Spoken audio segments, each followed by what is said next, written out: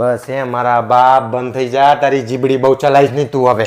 અચ્છા, તમાર પુરુષોને બાઈકે ચલાવવાનું, ગાડીએ ચલાવવાની, ટ્રક ને જેસીબી ચલાવવાનું રહી જાય તો પ્લેને ચલાવવાનું, અને અમાર બૈરાને 2 મિનિટ જીબડીએ નહીં ચલાવવાની. મારા બાપ ઈ ચલાવવાની વસ્તુ, આ ચલાવવાની વસ્તુ નહીં. પારુલા શું ખાય તું? સીતાફળ.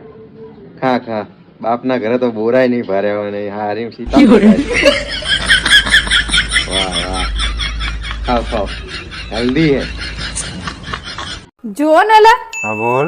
મારી આ આંગળીમાં કઈક પ્રોબ્લેમ હોય ને એવું લાગે છે. ખાલી આ આંગળીમાં નહીં, આખી આખી તારામાં જ પ્રોબ્લેમ હે.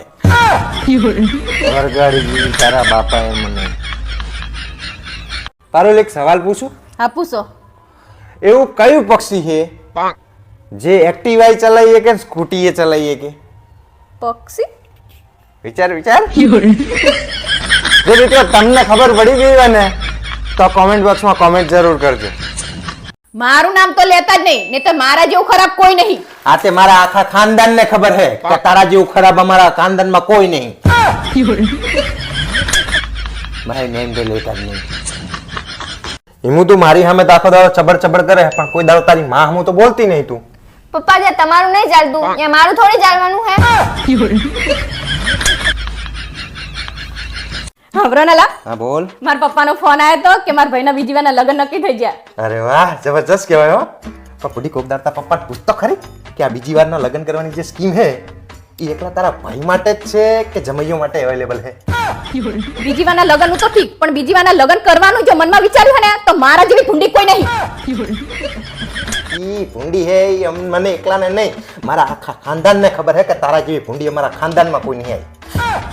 એટલે તમે કેવા શું માંગો છો? હું કઈ કહેવા નહીં, બાપ તો મારા બાપ શું કરવા લોહી પીવે હે. શું કહેતી હતી? એટલે હું એવું કહેતી હતી કે મારા ભાઈના બીજી વારના લગ્ન નક્કી થઈ ગયા. અમુક વાત તો મને હસવું આવે એ વાત ઉપર કે તારા ભૂંડી જેવા ભાઈને બીજી વારે કોક છોડી આલવા તૈયાર થઈ ગયો. તમે તો કાયમ મારા ભાઈ વિશે આવું જ બોલતા હો. હવે તારો ભાઈ સહેજ ભૂંડી જેવો તો શું બોલે એના વિશે? હું તમને છેલ્લી વારનું કહી દઉં, જો મારા ભાઈ વિશે આડું અવરું કઈ બોલ્યા હો ને તો હરખાઈ નહીં આવે. હવે નહીં બોલું બાપા, હવે તારે જે બોલવાનું છે બોલી જા ને, એટલે મારા કામ પતે આવ્યું, મારું બીજું કામ છે હવે. આવતા મહિને મારા ભાઈના લગ્ન હે એટલે તમારે મને શોપિંગ કરવા પૈસા આપવા પડશે. આ તો યાર ચીટિંગ હે યાર. હાવ શાની ચીટિંગ? તારો ભાઈ તો વર્ષે વર્ષે પડી રાખે એટલે મારે વર્ષે વર્ષે ખર્ચા કરવાના. સાના માના પૈસા આપો કે નહીં? હા મારા બાપ પૈસા આપો. તું તો સિરિયસ થઈ જા, ખડીએ વળીએ. બોલ કેટલા જોવે છે? જો મારે 5 થાળી તો લાવવાની જ છે એટલે 20,000 આપો. મારા બાપ 20,000 રૂપિયા? અને હે ને હિમુના 10,000 આપી દો. મારા બાપ તમે માં દીકરી છે મને ભિખારી કરી નાખશો. અને તમારે કેટલા જોડી લાવવાના કહી દો. મારે કઈ નહીં લાવું મારા બાપ, હું ચડ્ડી બનિયાનમાં આવી જઈશ. ચડ્ડી બનિયાનમાં? હા તો તમે માં દીકરી આવા ખર્ચા કરો તો મારે ચડ્ડી બનિયાનમાં જવું પડે ને. સારા કપડા લાવજો, ત્યાં જઈને મારી ઇજ્જત નહીં કાઢવાની તમારે. હવે ઇજ્જત ની ચા તમે તમારા ખાનદાને ઇજ્જત ની વાત જ ના કરાય ને કે ભળીએ ભળીએ પહેણ તો ના હોય તારો ભાઈ. મારા ભાઈ વિશે તમારે બોલવાનું નહીં, તમારે મને ખાલી પૈસા આપી દેવાના છે. 50,000 રૂપિયા લાવો એટલે કામ પતે. મારા બાપ 50,000 રૂપિયા ના થાય એટલા બધા આવે. તમારા મારા નિમુના થાય જ ને. તારો બાપ લઈ લેજે, પતાય ને તારા ભાઈને કે હવે પહેણ તો નહીં. ભાવેશ, હા બોલ. મને દવા પીવી છે. ચમ ઘરમાં કોઈએ કઈ કીધું તો ને? કોઈની હંગત બાજવાનું થયું તારે? ના. તો પછી ચમ પીવી છે? એવું કઈ નહીં બાપા, મને શરદી થઈ ગઈ, મને શરદીની દવા પીવી છે. તો પછી સીધું બોલ ને કે શરદી થઈ છે, દવા પીવી છે. કોકના શ્વાસ શ્વાસ શ્વાસ શ્વાસ શ્વાસ બંધ કરાઈ સીધું. હાશ જો હવે તો લુગડાઈ ધોઈ ગયા. સવારના પરમાં કચરો કરી નાખ્યો, પોતું કરી નાખ્યું, રસોઈ બનાવી નાખી ને તાર લુગડાઈ ધોઈ નાખ્યા. આજ તો તારે બાજવાનો મોકો જ નહીં આલો. મારે છે બાજવાના મોકાની જરૂર છે. મારે બાજુ હતું હું ગમે એમ કરીને બાજી લઉં.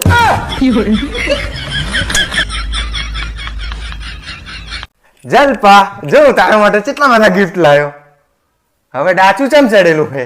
આમ તો કાયમ કહેતી હોય કે રોમેન્ટિક નહીં થતા ને મારા માટે કોઈ ગિફ્ટ નહીં લાવતા ને. મારું નામ જલપા નહીં પારુલ છે.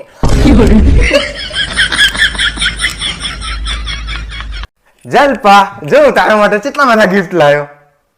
હવે ડાચું ચમ ચડેલું છે? આમ તો કાયમ કહેતી હોય કે રોમેન્ટિક નહીં થતા ને મારા માટે કોઈ ગિફ્ટ નહીં લાવતા ને. મારું નામ જલપા નહીં પારુલ છે. હા બ્રહ્મ ભાવેશ, હા બોલ. મારે બજાર જો મને 500 રૂપિયા આપો ને. ઈ પાકીટમાં પડે લઈ લે. અને તમારી એક્ટિવા લઈ જાઉં? ઈ પડ્યું જ છે લઈ જા ને બાપા. મને તો ક્યારેક ક્યારેક એવો વિચાર આવે કે મેં ચેવા ફોન કર્યા છે કે તમારા જેવો પતિ મળ્યો. હા કાંડ તો બધા અમે જ કર્યા હે ને કે તારા જેવી બૈરી મળી છે. હજી કહું સમય રે તમારી કદર કરી લેજો નહીં તો પસ્તાવાનો વારો આવશે. અરે બેબી યાર તને શું કેવી રીતે સમજાવું યાર તારી આટલી બધી કદર તો કરું હું. શું તંબુરામાં કદર કરો મારી?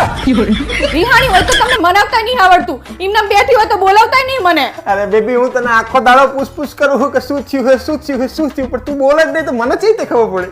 જો હે ને મને ખબર જ છે કે તમે મને પ્રેમ જ નહીં કરતા. આમ લોકોને જો બોલ્યા વગર જ બધું સમજી જાય છે. અરે મારા બાપ કોકનું નામ તો દે તો જેને આવડતું એની જોડે જઈને શીખી આવું. જોયું ને આ માણસને વાતે વાતે સાબિતી જોવે. અરે બેબી એવું કઈ નહીં યાર હું તને ખુશ રાખવાના બધા ટ્રાય તો કરું છું યાર. ક્યાં કર્યા ખુશ રાખવાના ટ્રાય? અરે બેબી યાર આવું ચમ બોલે તું યાર રજાના દિવસે હું તને મદદ નહીં કરાવતો ઘરકામમાં. ઓહો હો હો રજાના દિવસે ખાલી એક દિવસ ખાલી કચરા પોતા વાસણ કપડા કરો એમાં તો જાણે મારા ઉપર એહસાન કરતા હોય એવું કરો છો. આ આપણા પાડોશી હરેશભાઈ ને જો ઈ રોજ કચરા પોતા વાસણ કપડા બધું કરે છે પણ કોઈ દિવસ બોલતા નહીં બિચારા. કાલથી હું કરીશ બસ કાલથી. કાલ કરીને કાલ તો તમારી પડતી જ નહીં કોઈ દિવસ. લોકોના હસબન્ડ ઘરે આવે ને એટલે કંઈક ને કંઈક સરપ્રાઈઝ આપતા હોય, કાં તો હોટલમાં જમવા લઈ જાય, કાં તો શોપિંગ કરવા લઈ જાય, કાં તો બહાર ફરવા લઈ જાય અને તમે રજાના દિવસે આખો દિવસ પાડાની જેમ પડી રહેવાનું સોફામાં અને ટીવી જોવાની. મારા રજાના દિવસે ટીવી નહીં જોવાનું યાર. આ જો તમ તારે હું નહીં હોય તારે તમે મારી કદર કરશો.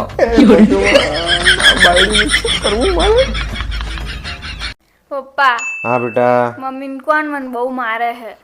જો તને બહુ મારતી હોય ને તો બીજી મમ્મી લઈ નાખું તારા માટે. હવે સાના માના બેહોને હું 1000 રૂપિયા માંગુ તો તમને ઝાડા થઈ જાય અને બીજી મમ્મીની વાતું કરે.